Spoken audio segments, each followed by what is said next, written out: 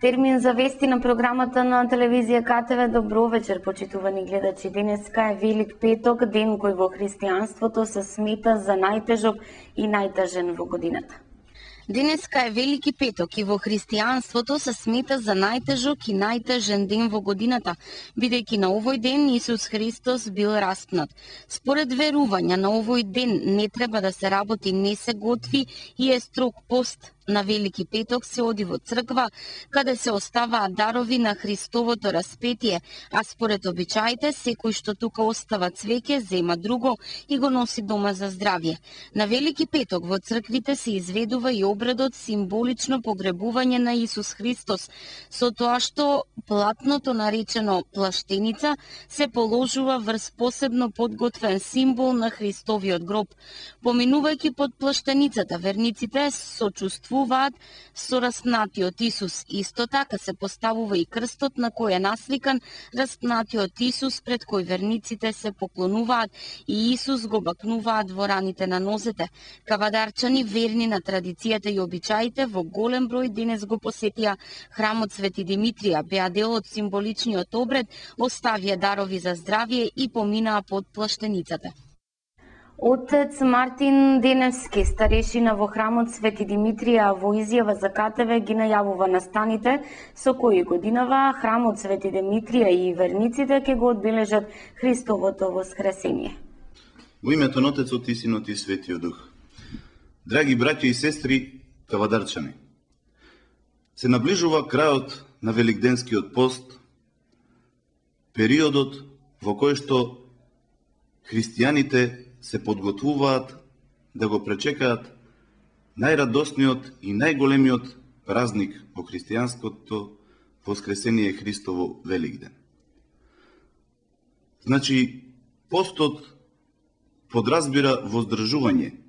Нејадењето на мрсна храна е само еден дел од постот, но постот е пред се големо воздржување од секакви кавги, од секакви караници, од секакво зло и од секакви клевети кои што можат да го нарушат постот и подготвувањето за прославувањето најголемиот празник Великден.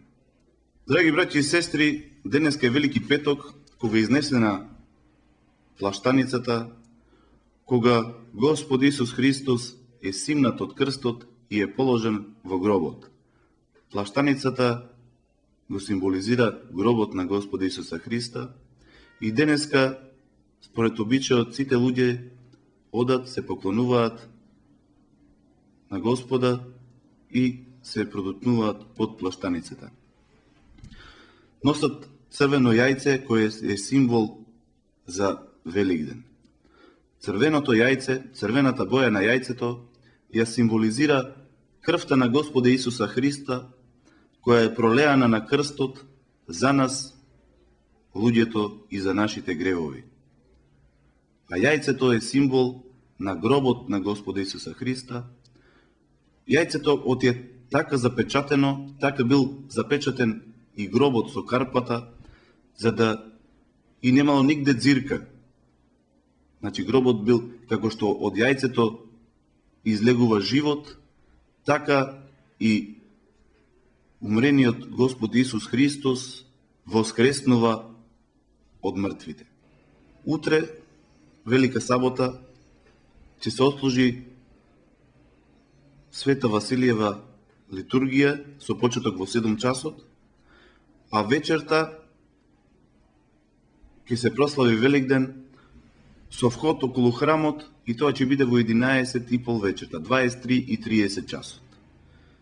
И ќе има златоустова литургија за сите кои што се подготвени да го примат телото и крвта на Господа Исуса Христа, да се причестат вечерта. Еден голем апел до сите верници кои што се во Кавадарци и за еден многу неубав обичај кој што е тука присутен. Значи, Великден е празник над празниците и редот е да се прослави Бог во црквата. Значи, по сите цркви се прославува Бог. Има еден обичај кога луѓето после опходот околу црквата одат на гробиштата. Значи, Великден не е ден за мртвите. Има денови и задушници кога се оди на гробишта и се спомнуваат умрените. Но денеска е денот за да го прославиме Бога и тоа да го направиме во црквата, каде што ќе се служи света литургија и на која што ќе се причестат верниците кои што се подготвени за причест. Во недела има второ воскресение, кое што службата ќе почне во 7 часот, но да спомнеме дека сите 3 дена од Великден има литургија. Митрополитот Повардарски ќе богослужи во понеделник. Се повикуваат сите верници кои што се слободни и кои што можат да дојдат во црквата, да дојдат и да присуствуваат на една архиерејска божествена литургија со која ќе чиноначалствува митрополитот Повардарски господин Агатангел. Христос воскресе, навистина воскресе, за многу години. Честит празник на сите верници им посака градоначалникот Александар Панов. Почитувани сограѓани, од мое лично име, од името на локалната самоуправа, сакам да ви го честитам денешниот ден и денешниве денови, во кои што сите вие како православни верници го славите нашиот голем христијански празник Великден. Кон честитката би сакал да упатам мои срдечни желби до сите вас да ве служи многу здравје, да имате многу среќа и секако во добриот христијански дух да ве повикам да и на локалната самоуправа и на иницијативниот одбор продолжете со вашето донирање со цел да ја изградиме нашата или да ја доградиме нашата убавица црквата Света Петка. Нека е за многу години.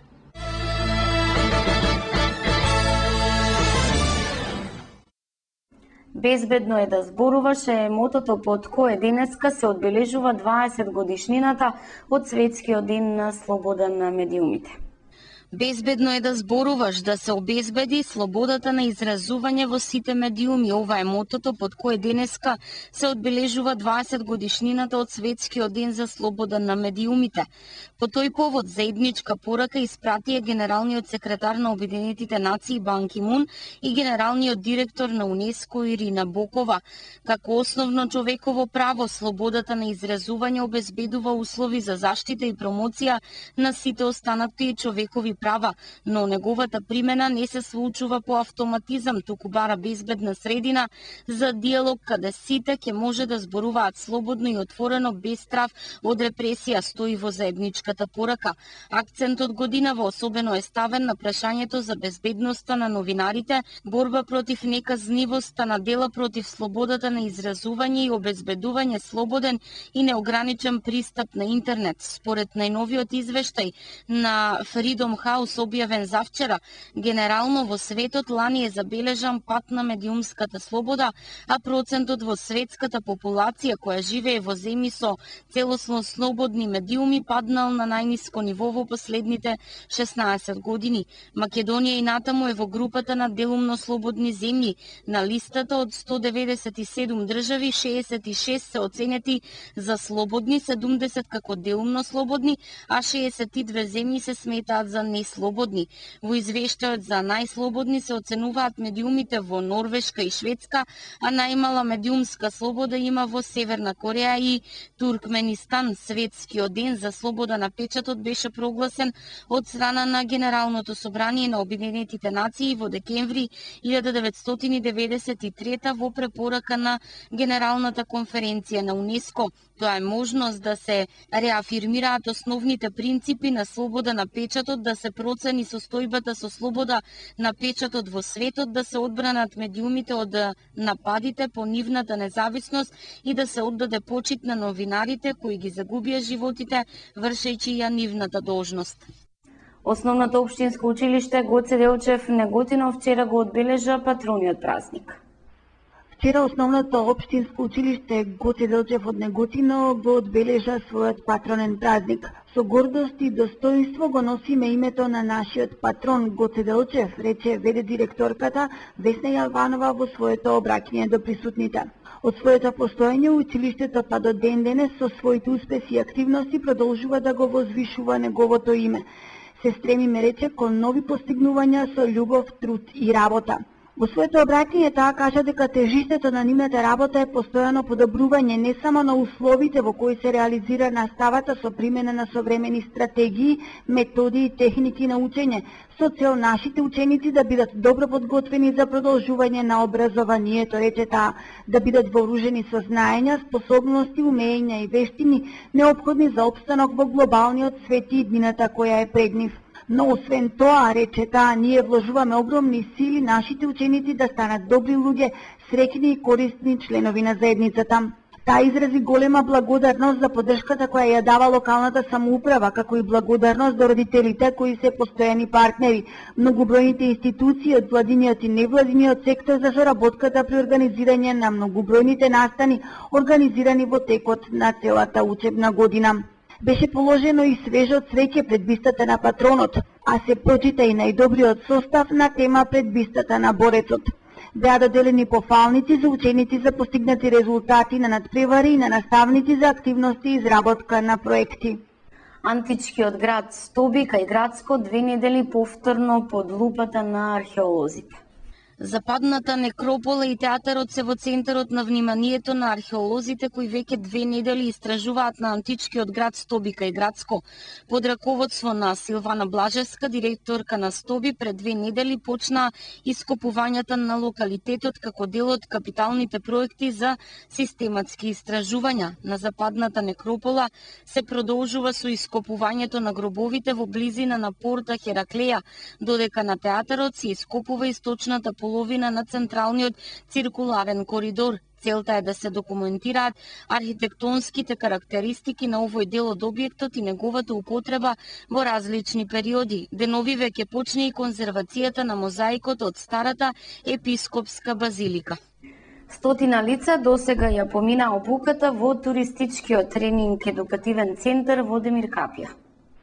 Успешно се реализираат обуките во рамките на првиот туристички едукативен тренинг центар во регионот во рамките на проектот за прекугранична соработка помеѓу Демиркаписката општина и општината Лерин или Флорина во Република Грција.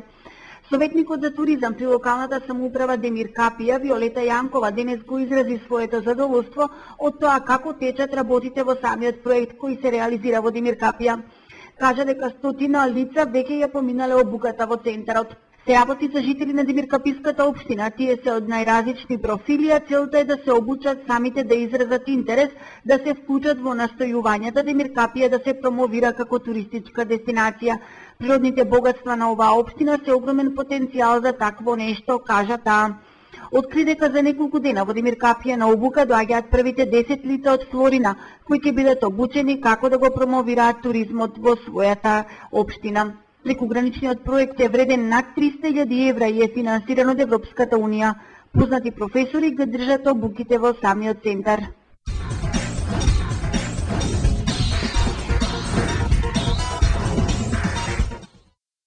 Во последната четвртина работнички го совлада Фени Индустри со 83,78.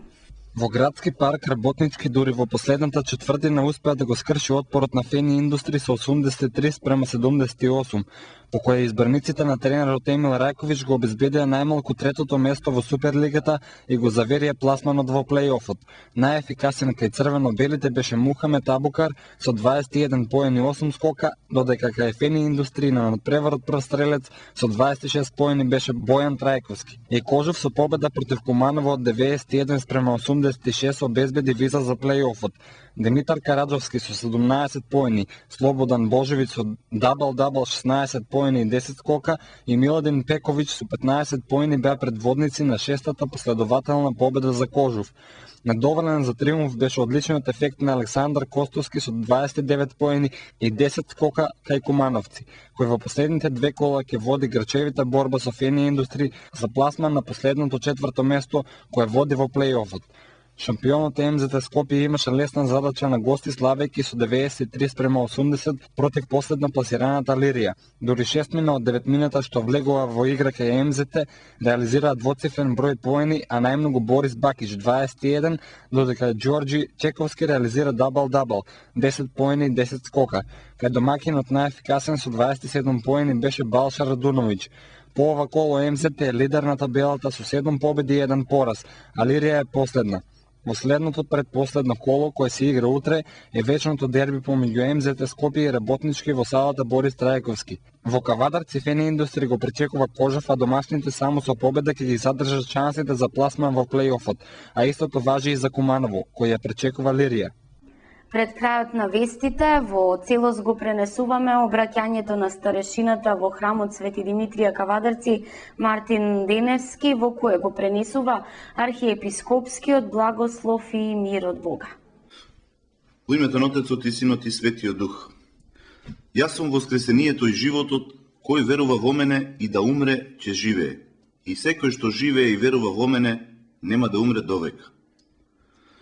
Возлюбени чеда во Господа, да му благодариме на Бога, што и годинава се удостоивме да го дочекаме и прославиме празникот над празниците Христовото воскресение. Во текот на Великиот пост се подсетуваме на старозаветните пророштва и очекувања и на се што доживеа нашиот Господ Исус Христос.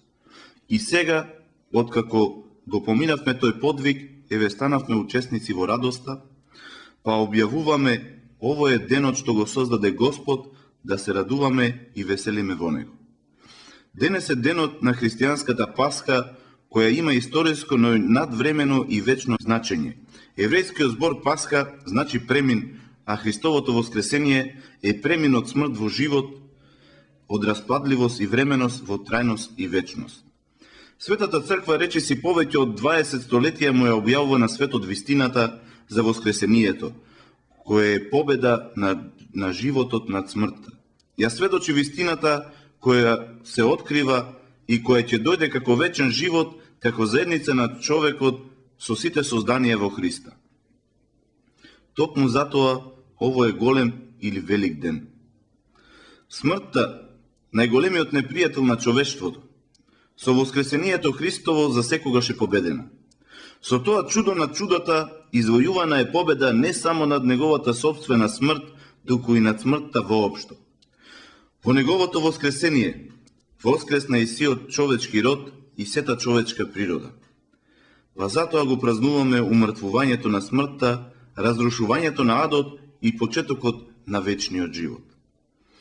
Како што смртта дошла преку еден човек и била пренесена на сиот човечки род, така и преку воскресението на еден човек, на Богочовекот Исус Христос, спасение добија со воскресна сите луѓе.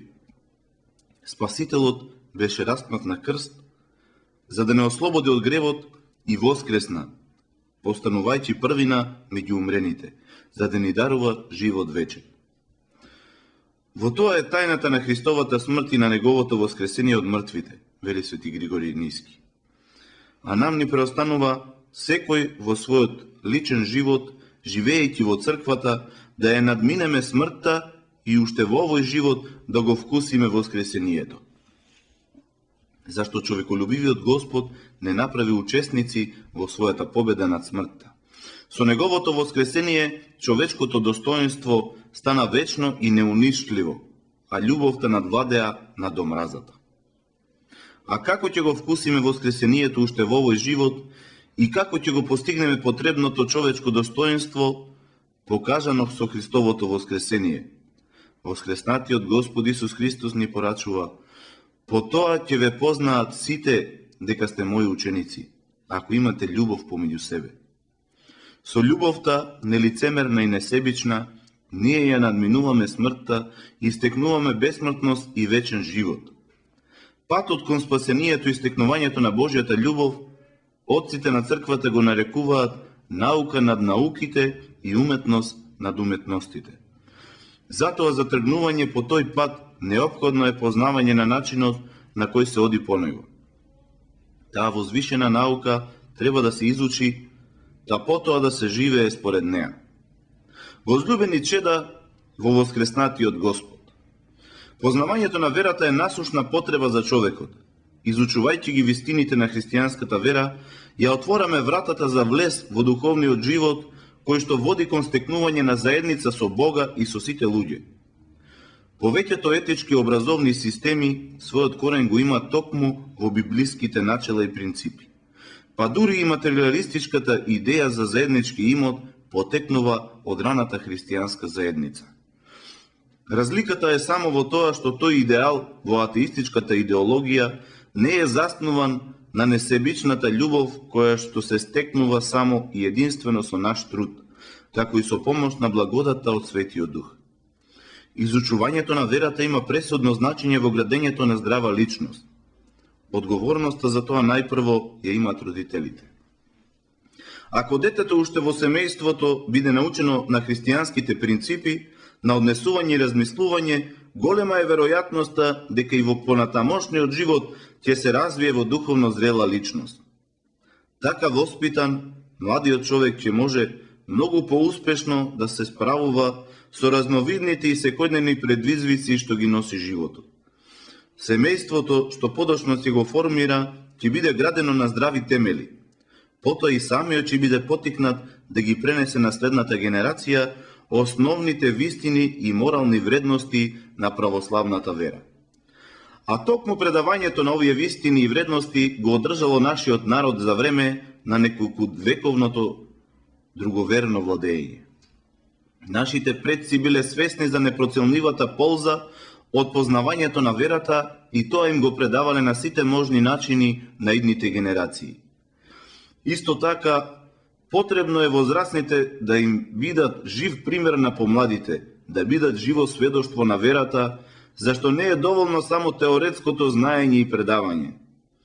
Оттаму, она што на нашите генерации им е најпотребно е вистинската духовна обнова. Обнова во живењето со верата прадедовска, преку која се отварат вратите кон вистината, потребна во животот на секој поединец и на сите заедно. И овие наши поколенија се повикани да бидат сведоци и следбеници, да бидат апостоли и благовесници на спасоносната вистина. Но како? Ако немаат можност да ја слушнат и научат својата вера. Впрочем, нема ништо поопасно од живењето во незнаење, бидејќи незнаењето е способно за многу зла, вели свети Игнатий Брјанчанинов. Возлюбени чеда на Мајката Македонска црква, ова година чествуваме 1700 години од донесувањето на Миланскиот едикт од страна на императорот Константин Велики во 313 година, со која христијаните во тогашната Римска империја добиле слобода и рамноправност во исповедањето на својата вера. Тоа е настан што треба да ги обединува сите христијани и треба да ни биде поттик и подсетник за јакнење и развивање на единството и на надминување на разликите и недоразбирањата што се уште постојат помеѓу следбениците на Христа. Нема подобро сведочење и исповедање на верата од нашето единство, како што и самиот он порачува, да бидат сите едно, како што си ти, Оче, во мене и јас во тебе, па така и тие да бидат едно во нас и да поверува светот дека ти си ме пратил. Годинава ќе одбележиме 1150 години од Моравската мисија, кога светите браќа од Солун, Кирил и Методи од Македонија ги пренесоа на разбирлив јазик писменоста, богослужението и евангелието меѓу словенските народи. Во оваа 2013 година ќе прославиме и 110 години од Илинденското востание, во обидот да и се стави крај на тиранијата и петвековното друговерно робство. Иако неуспешен и пропратен со многу жртви и трагедии, чинот на илинденците бил и останува идеал за родолюбие, веролюбие и слободолюбие, пример како се сака татковината и верата и како се жртвува за правдата и вистината. Исто така се навршуваат и 100 години од Букурешкиот мировен договор. На тој настан постојано се подсетуваме на длабоката национална тага, поради големата трагедија и поделбата што му ја донесе на нашиот македонски народ и земја, од што и денес трпиме последици. Но доколку се трудиме да го сочуваме нашето национално единство и во поделената татковина и меѓу иселените македонци по светот, ќе можеме пред сите и насекаде да покажеме дека со ниеден договор и со никаква одлука не може да се подели обединетиот македонски народ. Посакувајќи постојана радост со воскреснатиот Господ Исус Христос, ви го честитаме празникот Великден со најрадосниот поздрав Христос воскресе. архиепископ Охридски Македонски Стефан со членовите на Светиот архиерејски синод на Македонската православна црква, Кирил митрополит Полошко-Кумановски, Петар митрополит Преспанско-Пелагонецки и администратор Австралиско-Новозеландски, Тимотеј митрополит Дебарско-Кичевски, Наум митрополит Струмички, Агатангел митрополит Повардарски, Методи митрополит Американско-Канадски, Пимен митрополит Европски, Иларион митрополит Брегалнички, Горас поранешен митрополит Европски, Климент епископ Хераклејски, Јосиф епископ Велички и Јосиф епископ Лешочки на Великден 2013 година.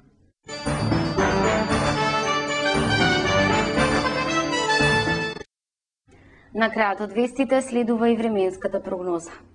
Во сабота и во недела ќе има изолирана појава на нестабилност, а во почетокот на наредната седмица ќе преовладува променливо облачно и малку посвежо време со повремени врнежи од дожд и локални појави на грмежи. Утринската температура ќе се движи од 7 до 14, а дневната од 26 до 32 степени. Емитувавме вести, ви благодарам за вниманието и ви посакувам пријатна вечер со нашата програма.